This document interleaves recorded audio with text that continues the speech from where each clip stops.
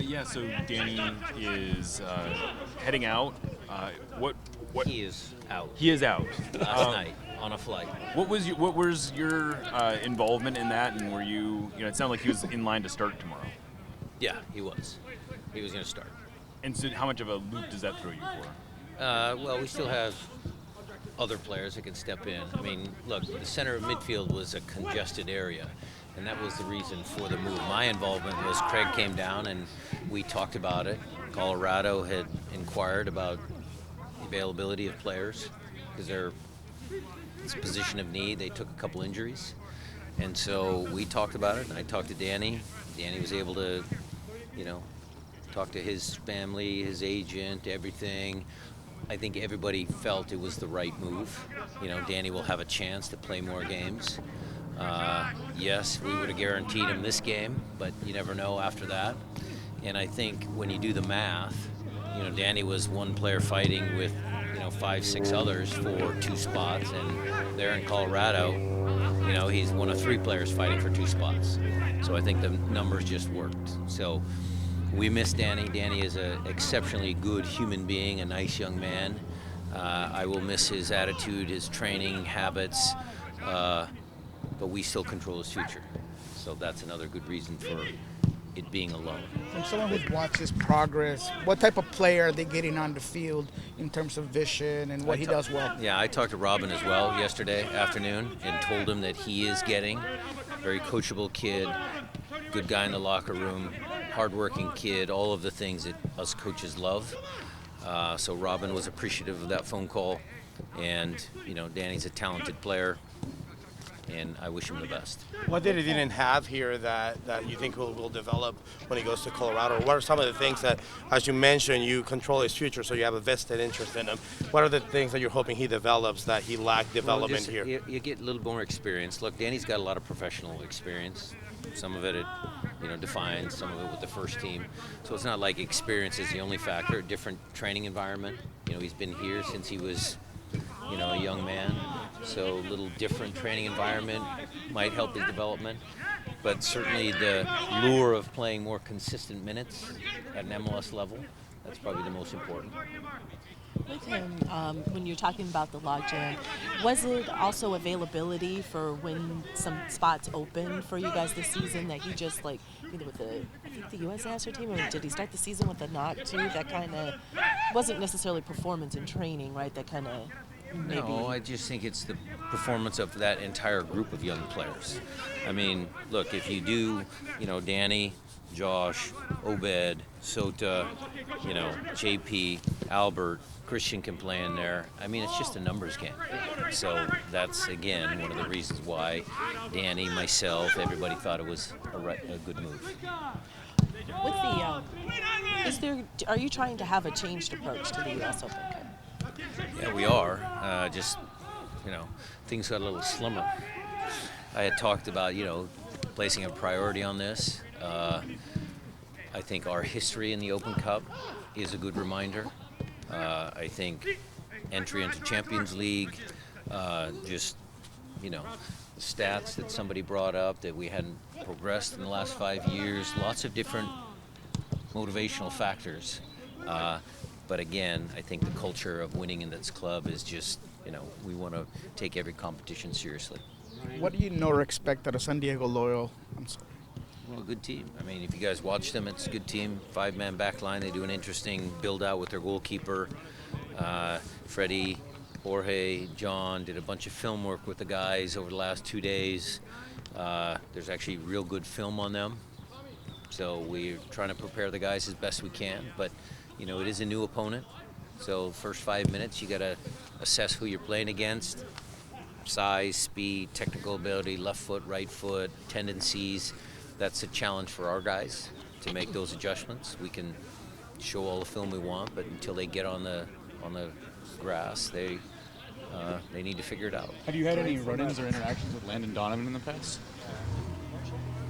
Run-ins? Yeah, just interactions. Yeah, this is what happened when he punched me in the face. No. Landon's a nice guy. I've met him on a couple of different occasions. I actually met him at the Galaxy game when he was down there, he brought his team up there to watch the game. Landon's a good guy, tremendous player. Started that franchise off well, but the new coach is doing a good job. I mean, they play well. Can you give an Personnel update? perspective. Josh and Christian, like their availability. They are questionable. I would tell you that Are they back in training? I guess. Well, who's not. Nuhu's not here. He's just working some viral illness. We just can't seem to figure out what it is, but he just feels weak. Josh is back in training. Christian's modified training. There was a little slight setback in his concussion protocol. They're working through that. Brian, going back from you say you put an emphasis on this. What does that mean personnel-wise? Do you mix the young guys with the old guys? We'll have some senior players starting. We'll have some young players starting. The bench will put the appropriate amount of senior players or experienced players and a couple of young guys, yeah. How important is this for this tournament for the young guys? Talking about experience, how important is it for them to get kind of tournament experience in there? It's good for them. It's always any playing experience is good for the young players, especially in an environment like this. I expect the fans to be in full force.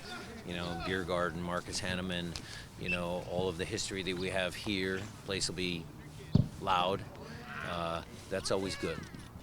There's a lot of talk every year about how serious you guys take it or how serious anyone takes it. How, as someone looking at it from the outside, what are some? I assume it's not just a lineup decision. It's not just a mentality. There's something else. Like, are there things that you're doing this year that are any different than? Look, the pinch. We went from an extremely deep roster to a little thinner roster, so that sometimes puts you into a little bit of a bind. Had we not had some injuries, Josh and Christian and Nuhu and whatever, we would have had more first-team starters, regular guys on the field. That would have been the message. But we're going to put as many first-team guys out on the field as I think's necessary, as I think's precautionary. We're going to try and do everything we win the game. Who's behind them? Or I was gonna say, just kind of really as an example, were you guys doing as much film work previous years? Like I think last week you were even talking about looking at film on San Diego. They have done the last 2 days a lot of film on San Diego. We treat this as a normal game. The match day flow of training, same. I mean, everything's the same. We're preparing as this is an MLS match. The depth chart at left back, who's after Kellen? Is that something that you... It's a great question, Jada. Great question. Look, we've got options. Alex has played over there. Reed can play. Reed's ambidextrous with it. He can play left and right foot. We can slide Ethan over there. I mean, there's some stopgap measures, but it's not an ideal situation. So is tomorrow something where you could envision yourself trying to figure maybe that out as far as... Well, Kellen might see the field. We've got some options. Who's your goalkeeper? Starting goalkeeper? Tomorrow? It's not going to be Steph Fry. Do you want to run through the whole Andrew, lineup and tell us yeah. who's starting at every spot? Well, I just want to know. With your goalkeepers, though, I mean, Andrew, he's had a good showing. So when would you like to maybe possibly see how he does MLS? Well, he's playing Defiance games. I mean, Cleveland's starting goalkeeper in our league. Andrew's going to be a starting goalkeeper in our league. Steph is a starting goalkeeper in our league. I mean, we have an abundance of talent there as well. So, who we start in games like this, what the program is for them over the year, Tommy takes care of all that, and he does a great job. After last year's game, though, has Cleveland been taking penalty kicks? No. That was a very exciting game last year. It's unfortunate we were on the losing end of that, but we'll practice them. We're taking some, and hopefully it won't go to penalty kicks. If it does go to penalty kicks, hopefully our goalkeeper won't have to take one. You mentioned a couple moments. Do you have a favorite, like a number one favorite moment from playing in this building? In this building? Oh yeah, specifically this field. There's a lot, Jackson. I mean, I remember even in the USL days, Craig Tomlinson, scoring a goal against, I believe it was Atlanta in the final. He took his shirt off, racing down everybody. The MLS version. Lots of good memories. I mean, Marcus, drinking the beer. It's classic Marcus. We've had Ozzy scoring goals here. Andy Rose has played on this pitch in the Open Cup. I mean, there's a ton of good memories on this field. And a couple not so. Well, okay, the red card wedding. I mean, look, we had Oba injured. I mean, look, there's bad memories too, but I think the good memories is what I choose to focus on.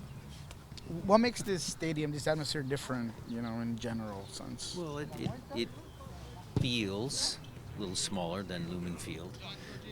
When the fans come, pack it in, and they, march to the match, and everybody's in tight. It's a good atmosphere. It's good. A lot of history here throughout for our club. So we love it.